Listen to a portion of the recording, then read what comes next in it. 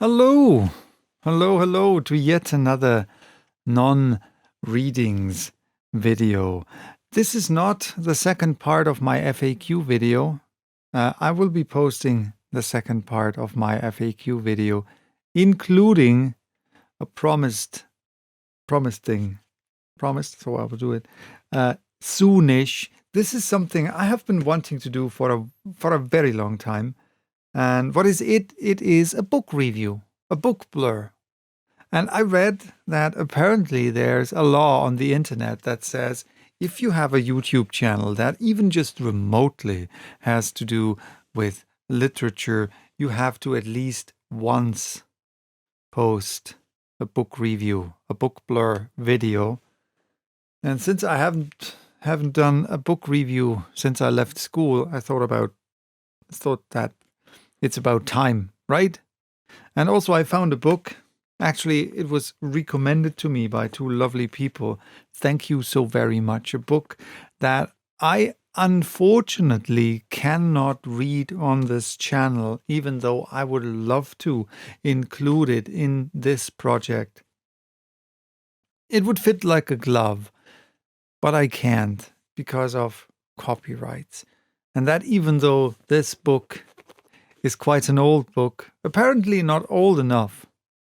Some of the author's works featured in this book might already be in the public domain, but most of them are not, so I can't read anything of this book publicly. Nevertheless, I do want to show you this wonderful book, because you might want to read it yourself. Right? This wonderful anthology of 100 science fiction short stories.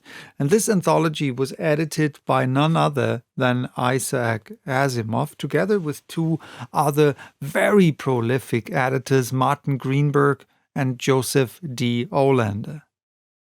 This book is sort of a treasure chest, a smorgasbord of weird and wonderful fiction. Not just science fiction, but also stories that go more into the realms of fantasy or mystery. The Twilight Zone, the 1960s mystery television series, comes to mind, and I think this describes the sort of stories in this book quite well.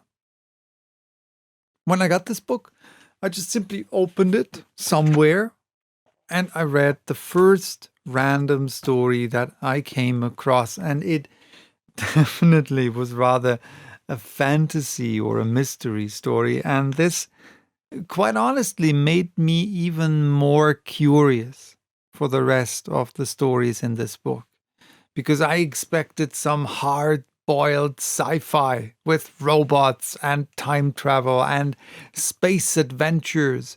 And yeah, you could find that in here, right? I don't know if you can find every type of story in this book, but you can find quite a lot.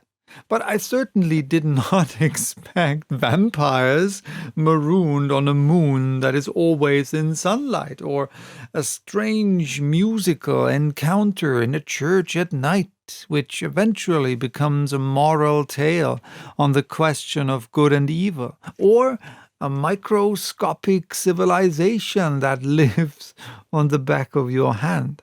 And yes, these are the more weird types of stories in this book.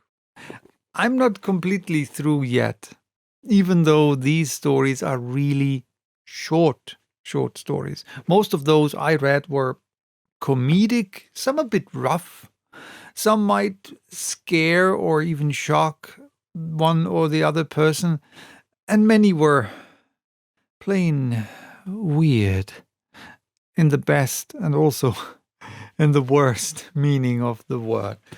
Just simply don't expect 100 masterpieces. There are odd ones in here, but I think that's just simply the nature of an anthology with 100 short stories. And when I say short, I do mean short.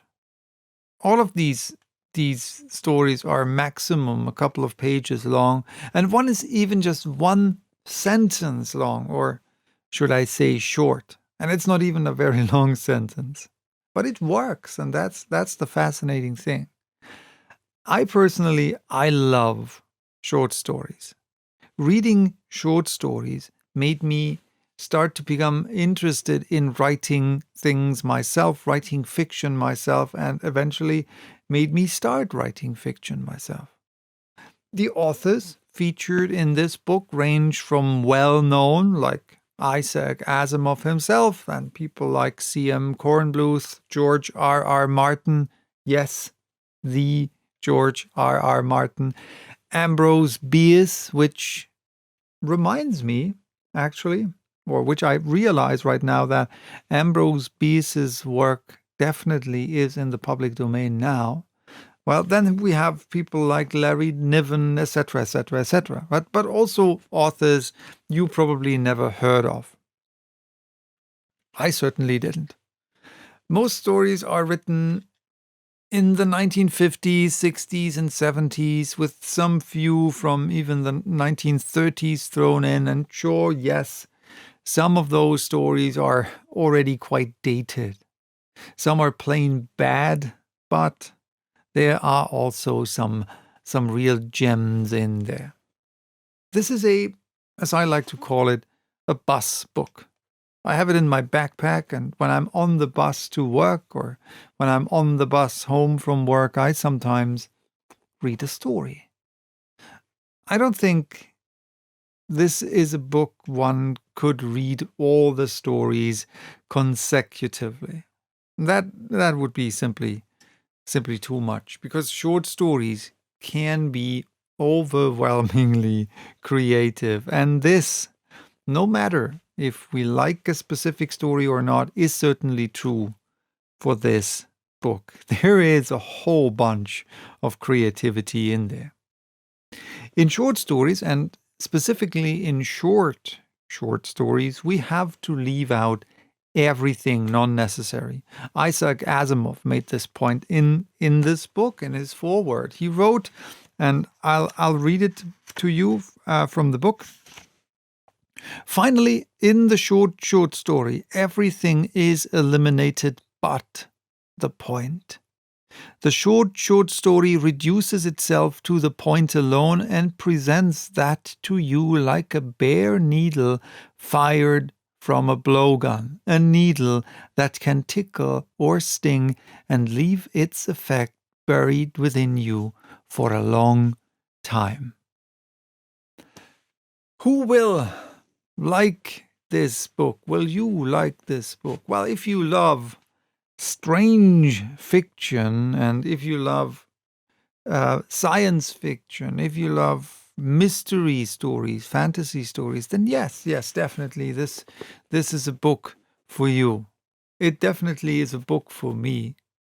There's just one downside about this book, and if you look at it, you probably already see it. It is not only an old book, it is also a book that is out of print. So kind of a weird thing for me, right, to review a book that is already out of print. It was first published in 1978, so it's more than 40 years old. And this paperback edition is from 1980, so 41 years old. But yeah, if you're interested, maybe you can find it in your local library or on the internet. I got mine off the internet. Or you can find it maybe in a used bookstore. Maybe that's a good idea to when just looking for that book, just going into a used bookstore and looking around the bookstore. Maybe you'll find something else. If you find something interesting, let me know in the comments, please. Maybe, just maybe, I was able to make you interested enough in this book to make you go book hunting, because I think this is a book that's really worth checking out. I enjoyed what I read so far tremendously, and maybe you will too.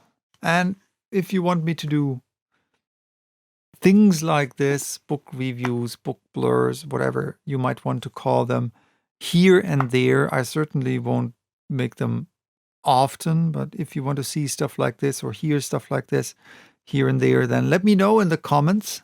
I have even new books, right? I have a book that just came out a couple of months ago, and I found it fascinating. It's also about science fiction. So if you want me to review this book, and in that video, there will even be something to see, right?